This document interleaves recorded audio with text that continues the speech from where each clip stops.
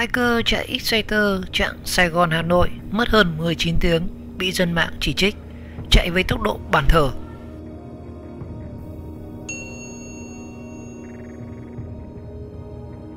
Mới đây thì trên mạng xã hội xôn xao câu chuyện thanh niên Tô Hà Đông Nghi chạy xe máy từ thành phố Hồ Chí Minh ra Hà Nội trong vòng chưa đầy 20 tiếng đồng hồ. Cụ thể vào sáng ngày 19 tháng 12 thì Tô Hà Đông Nghi đăng trên trang cá nhân tấm ảnh chụp tại Hà Nội, và anh này cho biết đã lập kỷ lục mới khi chạy chiếc xe máy Exciter một mình đi từ Sài Gòn ra Hà Nội trong vòng vỏn vẹn 19 tiếng đồng hồ 45 phút. Và ngay lập tức bài đăng của nam thanh niên này thu hút hàng nghìn bình luận và chia sẻ. Trước đó thì tại một điểm dừng chân trên hành trình, Tô Hà Đông Nghi đều quay lại livestream hoặc là chụp ảnh check-in. Và ở trên mạng xã hội thì không ít bình luận cho rằng nam thanh niên này đã đi xe máy vượt quá tốc độ cho phép. Quãng đường từ thành phố Hồ Chí Minh đi Hà Nội khoảng hơn 1.600 km đường bộ. Với anh chàng này đi trong 19 giờ 45 phút thì nếu tính ra thì chiếc xe máy đã chạy với vận tốc là hơn 80 cây số một giờ. Và chưa kể thời gian ăn, nghỉ, chờ, đi vệ sinh hay là đổ xăng. Và với tốc độ như này thì phải đi giải bát hương vàng cũng được, một tài khoản phân tích vui vẻ. Và chạy với tốc độ cao như vậy là vi phạm luật giao thông rất nghiêm trọng. Thế này thì đã đủ bằng chứng để phạt nguội hay là chưa? Một dân mạng khác bày tỏ cảm xúc của mình. Đây không phải là một kỷ lục đáng để khuyến khích. Ngược lại, đây còn phải tẩy chay lên án. Riêng tôi thấy đây là hành vi thích thể hiện mà thôi. Một thành viên chia sẻ sự bức xúc của mình. Và được biết chiếc xe máy mà Tô Hà Đông Nghi sử dụng trong chuyến đi này đó là chiếc Exciter độ. Trước đó thì trong năm 2018 thì nam thanh niên này đã thực hiện quãng đường tương tự nhưng bị gián đoạn vì một lý do sức khỏe. Dù hành trình của Tô Hà Đông Nghi là để thử thách bản thân hay là thử thách độ bền của chiếc Exciter độ thì hành động của nam thanh niên vẫn đang nhận được rất nhiều chỉ trích trên mạng xã hội. Và hiện tại thì Tô Hà Đông Nghi đang chạy xe về lại thành phố Hồ Chí Minh.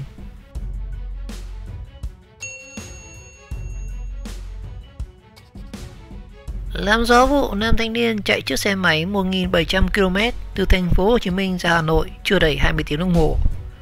Ủy ban An toàn Giao thông Quốc gia vừa có công văn gửi Cục Cảnh sát Giao thông đề nghị kiểm tra xác minh trường hợp một nam thanh niên một mình chạy xe máy từ thành phố Hồ Chí Minh ra Hà Nội với tổng thời gian chưa đầy 20 tiếng đồng hồ. Những ngày vừa qua thì trên mạng xã hội Facebook, tài khoản Facebook mang tên Tô Hà Đông Nghi liên tục đăng tải hình ảnh và thông tin về một nam thanh niên một mình thực hiện chuyến đi từ thành phố Hồ Chí Minh ra Hà Nội bằng chiếc xe máy, rồi lại quay đầu về thành phố Hồ Chí Minh chỉ trong vòng 54 tiếng đồng hồ trên quãng đường hơn 3.600 km, bao gồm cả thời gian nghỉ ngắn, đổ xăng, vệ sinh cá nhân. Nam thanh niên này từng chia sẻ trên trang cá nhân của mình: tại thời điểm này thì mình 25 tuổi và cũng đã hoàn thành chuyến đi xuyên Việt nhưng đầy tốc độ và đạt kết quả là 19 tiếng 45 phút từ Sài Gòn ra Hà Nội. Nhiều người cho rằng việc chạy xe máy một mình từ thành phố Hồ Chí Minh đến Hà Nội với tổng thời gian là 54 tiếng trên quãng đường 3.600 km tiềm ẩn rất nhiều nguy hiểm cho người cầm lái và cả những người khác. Và nếu chạy xe liên tục, xe máy phải liên tục chạy không ngừng nghỉ với tốc độ trên 66 km/h.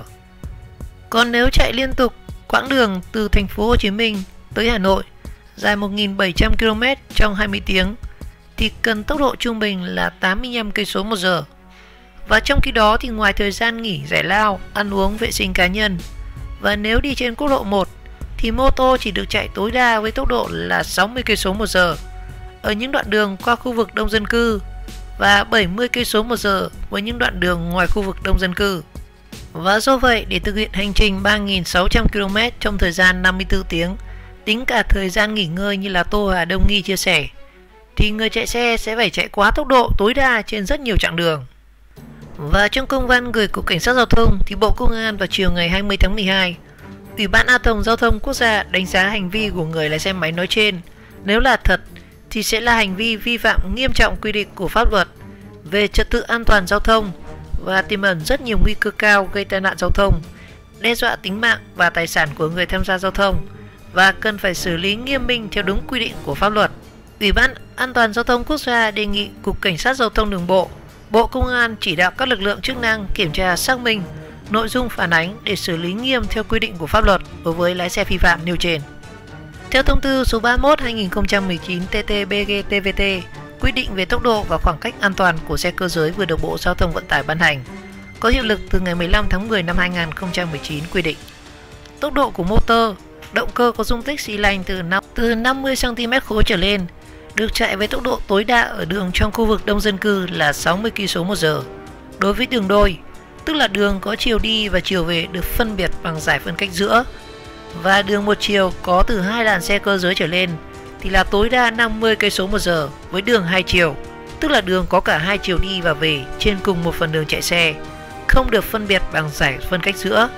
và đường một chiều có một làn xe cơ giới. Còn đối với đường ngoài khu vực dân cư thì mô tô được chạy tối đa là 70 km/h trên đường đôi, và đường một chiều có từ 2 làn xe cơ giới trở lên, tối đa là 60 km/h đối với đường hai chiều,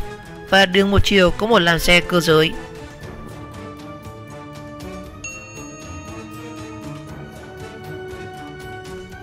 Chạy xe máy từ Nam ra Bắc hết 19 tiếng đồng hồ, phượt thủ bị chuyện và cuộc đua kết thúc.